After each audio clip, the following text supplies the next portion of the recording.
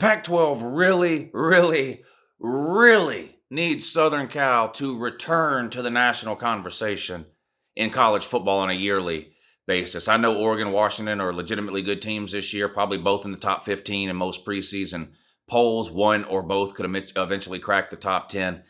But the Pac-12 as a whole really needs Southern Cal to return to sort of the glory days of Pete Carroll, where they were a household name. They were ranked in the top 5, top 10 almost every single year. Were dominating teams, were respected coast to coast. The Pac-12 desperately needs that. Could this be the year that Southern Cal can go 11-1 in the regular season, 12-0 in the regular season, win the Pac-12 South, be a part of the playoff conversation in November, and possibly even win the Big 12 title game with few enough losses to get into the playoffs? Could that happen? Yes, it could. Will it happen? I'm about to let you know.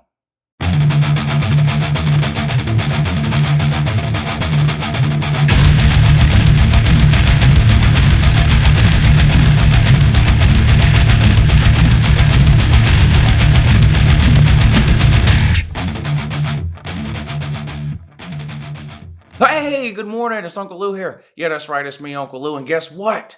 I'm live for you on LouTube today. Thanks for watching. Really appreciate it also, and in addition to that as well. Hey, subscribe to this channel if you're not already. Did you know I post college football videos almost every single day of the year? Facts. It's true. Some of them are even watchable. I don't know about this one. You'll have to let me know in the comments down below. I don't make that determination. That determination is left up to you, the viewer. So let me know afterwards what you think about this video. And once I put my final record prediction up on the screen, be sure and let me know in the comments which games it is you think I got wrong. All right, as usual, I'm doing Southern Cal because it was a recommendation over on the Uncle Lou Patreon page. There's a link in the description of this video that'll take you to the Uncle Lou Patreon page. You'll see the post that I made about my prediction videos. And if you look in the comments of that post, you will see where everybody is commenting the teams that they want to see me do a preview and a prediction for, and that's where I got today's team, Southern Cal. All right, Trojans head coach Clay Helton, once again on the hot seat. This seems to be a theme. It seems like every offseason is Clay Helton's last offseason. Either they win the Pac-12 this year or he's going to get fired. And he keeps kind of hovering and getting enough wins and doing kind of just enough to stay employed. And the last couple of years have actually been pretty good for Southern Cal. And I'm going to admit this, I didn't remember how Southern Cal did last year until I started research for this video. Who remembers that Southern Cal was undefeated heading into the Pac-12 title game? Now, once I looked it up, I remembered, but they only played 4 regular season games. Remember, the Pac-12 started late, then you had a couple of cancellations. So Southern Cal actually ended up 4-0 in the regular season with wins against Arizona State, on the road at Arizona, on the road at Utah, and on the road at UCLA. 4-0. Only played the 1 home game. 3 away games, 1 home game, 4-0. Made the Pac-12 title game against Washington. Washington had to withdraw from the Pac-12 title game because of COVID issues. In steps Oregon and beats Southern Cal 31-24. So Southern Cal came up a touchdown short in their quest for a Pac-12 title last year, finishing 4-1. But anyway, this year, 2021, huge expectations once again for Southern Cal, Clay Helton, and the Trojans. They return third-year starting quarterback KEDON SLOVIS, who's on everybody's preseason Heisman watch list. I'm not convinced he'll win the Heisman or even be a finalist at the end of the year in New York, but he's a legitimate top 10-ish Heisman candidate. Any list of 10 Heisman candidates that doesn't have KEDON SLOVIS on it is a pointless list in my opinion. If you guys remember, he took over for JT Daniels when JT Daniels got hurt. Which, of course, led to JT Daniels transferring to UGA. The good news for KEDON SLOVIS, if you take a look at last year, now keep in mind he only played 5 games, but he threw for 320 yards per game, 17 touchdowns in 5 games, and completed 67% of his passes. That's the good news. Bad news, again, 5 games, 7 interceptions. You got to cut down on the interceptions. Lucky to go 4-0. Turning the ball over that much, and if you turn the ball over like that over the course of an entire season, you're not going to go undefeated. You've eventually a team is going to catch you turning the ball over like that. So he's got to cut down on the interceptions. If he can keep the high side and cut down on the low side, Southern Cal could have a great year, particularly at the quarterback position. Now, what does he have to work with around him? We'll start with the running back position. They returned senior Vivek Malapai. This guy's been there for what seems like forever. He's back. They also go out and get a running back from the transfer portal, Texas transfer Keontae Ingram. This is great if you're KEDON SLOVIS because Ingram's a really good weapon out of the backfield catching the ball. I think he had something like 67 catches out of the backfield in his last 2 years at Texas. So this is somebody that should become good friends with KEDON SLOVIS as a good security blanket to have when you have a running back that you can just chuck the ball to out in the flat and he can do some work for you. At wide receiver, Southern Cal's always got a couple of NFL wide receivers, and that's most likely the case again this year, starting with 6'5" Drake London. This guy's absolutely huge, can jump out of the building. He's going to be taller than any DB he plays against. He's got some obvious advantages in height there. You pair him up with Brew McCoy. Brew McCoy was a 5-star athlete coming out of high school a couple of seasons ago that everybody wanted. He committed to half a dozen different places, even enrolled, I believe, at Texas before unenrolling and then enrolling at Southern Cal. If he lives up to the hype and up to the billing, this could be an excellent 1-2 punch at the wide receiver position here for Southern Cal with Drake London and Brew McCoy. Offensive coordinator Graham Harrell, him and KEDON SLOVIS seem to have a pretty good relationship. This offense has looked pretty good over the last couple of years, like I mentioned, with the exception of the 7 turnovers. But offensive coordinator Graham Harrell, ton of weapons to work with KEDON SLOVIS in that offense. My only concern offensively for Southern Cal this year, outside of the turnover issue for KEDON SLOVIS, the offensive line. Now, the good news is they returned 4 of their starters. That's great. Consistency is key to an offensive line. You can have 5 really great offensive linemen. They don't know how to play together as a unit. It's not going to be a very good offensive line overall. So this experience playing together will help them. However, they've got to play a whole lot better. They were not very good last year. Southern Cal's offensive line was honestly below average last year. It's going to have to take a pretty big step forward if they're going to compete eventually down the road in, let's say, a Pac-12 title game against a defensive front like Oregon or Washington. That would be my concern if I was a Southern Cal fan in terms of looking at the offense, would be the play of that offensive line. Let's look over on the defensive side of the ball. Now, Southern Cal's loaded, in my opinion, on all 3 levels defensively, particularly, though, the defensive line. 5-star Corey Foreman. This guy, everybody wanted this guy. He was the highest rated prospect in the 21 class. He can play defensive tackle with his hand on the ground. He can play on the outside, standing up. The guy really can play anywhere along the front. I don't see how you keep him off the field. If you've ever seen a picture of Corey Foreman, the guy looks like he's in the NFL already. If I can remember, I'll put a picture up here for you to see. This guy looks like he's ready to play day one, and I wouldn't be surprised at all to see him get the start or at the very least get a ton of playing time right away for Southern Cal this year. Linebacker, you get Drake Jackson back. That's great. He's 2-time All Pac-12 player. He's kind of your sack specialist, loves to chase the quarterback around. In fact, your entire core of linebackers comes back from last year. Like the offensive line, though, I would like to see the linebackers play a little bit better than what they played last year. Like the offensive line, they all have 1 more year of experience this year than what they had last year. So I would expect both the offensive line and the linebackers with a full and normal offseason to have much better seasons in 2021 than they had in 2020. Your defensive backs, you lose the best player on your defense last year, that safety that had all the interceptions. I can't even pretend to pronounce his name. Alfonga, whatever his name was. Anyway, he's gone, but Southern Cal's got a ton of experience and depth at every position in the secondary. They're 2 and 3 deep everywhere. You also went out and got another transfer from Texas with safety Xavion Alford, and he could start right away, and even if he doesn't start, he's going to play a ton. And then you got a freshman, another 5-star that everybody wanted, the Sierra Wright. He could play right away at the corner position. Most teams now are playing 3 cornerbacks most of the time anyway, because all the offenses are running these spreads with 4 and 5 wide receivers nonstop. Southern Cal, offensively and defensively, once again, one of, if not the most talented teams in the Pac-12. The only team that even comes close recruiting-wise with Southern Cal over the last 4 or 5 years is Mario Cristobal and Oregon. This Southern Cal team is absolutely loaded. A couple of position groups, most notably the offensive line and, in my opinion, the linebackers, need to play a little bit better, and KEDON SLOVIS has to cut down on the turnovers. If all 3 of those things happen, I think Southern Cal is capable of winning all 12 of their games in the regular season and going 12-0. I'm not kidding. I'm not trolling. Yes, I know Southern Cal has been sort of MIA for the last 10 years or so. The talent is there. And honestly, to me, it feels like Southern Cal is one of those teams that is just waiting to bubble up over the surface here. It seems like this has been coming for a while for Southern Cal. And I truly believe that 2021 could be the year that Southern Cal gets it done in the Pac-12 It's just going to be a matter of whether they get it done with a few enough losses, I think, to sneak into the playoffs, and we'll find that out here maybe in just a second. Let's put the schedule up on the screen and see what we think they can do. Now, you start things off at home against San Jose State. This should be a relatively easy win for a team as talented as Southern Cal. San Jose State's not a terrible team in the group of 5, but they're not in the elite status of the group of 5 either. They're not a Cincinnati or Memphis or a Central Florida or a Boise State. Southern Cal should be able to get this win at home week 1 and start things off 1-0. Week 2, you kick off your Pac-12 schedule at home against Stanford.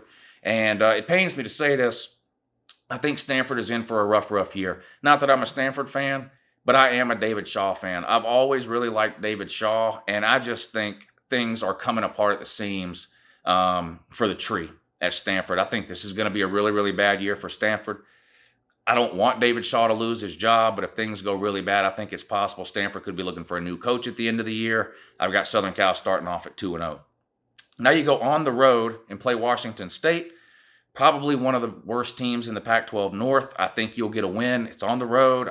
Washington State, no more Mike Leach. It's just hard to be all that confident in them. It's on the road. I just don't know that matters. You're 3-0. Oregon State at home the following week, another one of the worst teams in the Pac-12 North. I think you should beat them. Now, I know that Southern Cal has tripped up in years past and lost some games to some of these types of teams that they shouldn't be losing. I don't see it so far, at least not on the schedule. What are we, 25 for 33% of the way through? You're 4-0 after week 4. Another road game in week 5 at Colorado. Again, a team that Southern Cal is just infinitely more talented than. Colorado had a brand new coaching staff last year, no offseason to implement anything, so you really didn't get a fair look of what Colorado was last year. They got absolutely destroyed in the bowl game against Texas. I'm not saying Colorado's going to be terrible in 2021, but they're not on Southern Cal's level. And if Southern Cal wants to be taken seriously on the national stage again, you've got to not just win these types of games, but honestly, you should blow some of these teams out. Don't know that I'm predicting that here, but I do think you'll get the win on the road at Colorado. You're 5-0. Week 6, you play Utah, a good Utah team with a great coaching staff, one of the best coach teams in the Pac-12 every single year. They've won the division a couple of times over the last few years. I think they'll be a pretty good team again in 2021, but not as good as Southern Cal. You beat them last year. You get plenty back. I don't see any reason why Southern Cal can't beat Utah again in 2021. It's a home game for Southern Cal. You don't have to worry about traveling. I got you winning that game. You're 6-0 halfway through your season and heading into your bye week. Your bye week comes at a perfect time in 2 different ways, in my opinion. Number 1, it's halfway through the season. You play half your games, you get a couple of weeks to rest, you play your second half of your games. I don't like it when teams have the bye week in week 2 or 3, and I don't like it when teams have the bye week in week 10 or 11. You want to have that bye week as close to the middle of the season as you can get it, so you can get some of your players, whether they're injured, hurt, wore out, whatever, you get them rested up halfway through the season. You get that, so that's good. The second benefit to having this bye week where you have your bye week right before what I think is your most difficult game on your schedule on the road at Notre Dame. Now, Notre Dame lost a lot of talent last year. They lost their defensive coordinator, but they don't lose very many games at home, at least not in the last 3 or 4 years. Brian Kelly's proven that he's a pretty good coach. He keeps Notre Dame in the 10-plus win category with the exception of 1 year. I believe they've won 10 games every year Brian Kelly's been there, with the exception of 1. They'll be a pretty good team. Got to replace the QB. This is going to be a great game. I think I'm more excited about this Southern Cal Notre Dame game than I am any Southern Cal Notre Dame game since the Reggie Bush, Pete Carroll, Matt Leinart days. You remember the Bush push? You remember the great game they played in Notre Dame that year where Notre Dame refused to cut the grass for 6 months to try to slow Southern Cal down. I think this could be the biggest Notre Dame Southern Cal game in 15 years.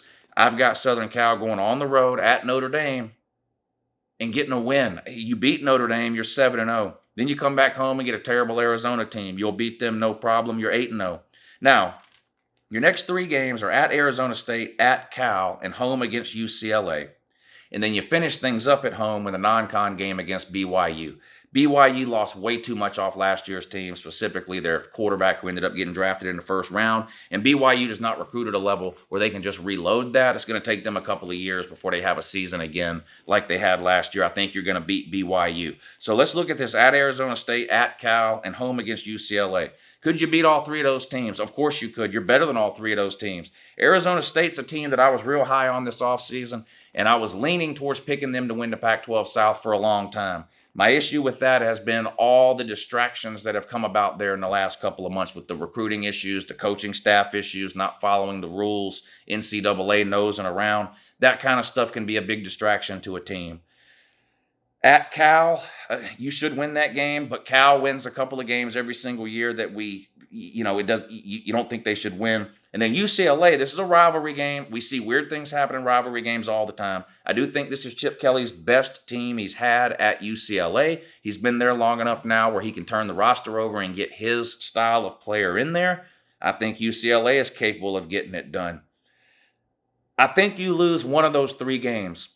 I had a hard time deciding which one of the three, but because this is a prediction video, I pick a winner and a loser for every single game. It came down to me to at Arizona State and home against UCLA. I think UCLA might be a better team this year than Arizona State, but you play Arizona State on the road and UCLA at home. For that reason, I've got you dropping the game at Arizona State, winning at Cal, and winning at home against UCLA. You finish the regular season 11-1. Unless Arizona State also goes 11-1, 11-1 will be good enough to win the Pac-12 South. I haven't done an Arizona State preview yet, but I'm telling you now, I don't think they're going 11-1. So I think 11-1 with a loss on the road at Arizona State will be good enough for Southern Cal to win the Pac-12 South. This is a very favorable schedule if you're a Pac-12 team. Southern Cal's in the Pac-12 South, so they have to play all the South teams, but they avoid the two best teams in the North. What you don't see on this schedule, no Oregon and no Washington. Both of those teams are ranked in the top 15 of almost every preseason poll you look at, and Southern Cal doesn't have to play either one of them in the regular season. That's a huge advantage. That's potentially 2 losses in the regular season that you're avoiding because the way the schedule rotation works in the Pac-12, you don't have to play them this year.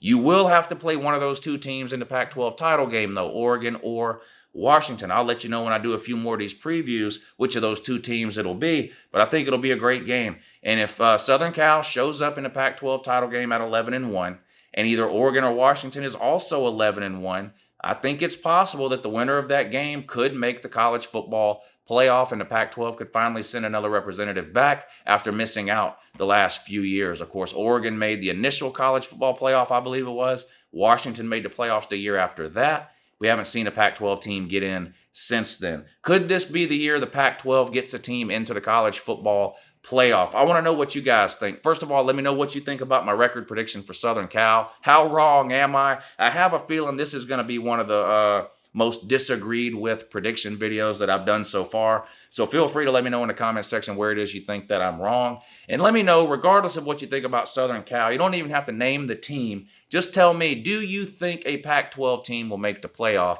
in 2021? I really appreciate you guys watching. Do me a big favor, thumbs up this video. It's a huge help to the YouTube algorithms, which in turn is a big help to me. And share the video somewhere. If not this one, I have a playlist of all the prediction videos that I've done so far. Click that playlist. It'll bring the list up. Pick your favorite one of your favorite team. Do me a favor, share that video somewhere. It'd be a huge help to me. Anyway, I really appreciate all of you watching. I hope you have a great weekend and an even better morning, too.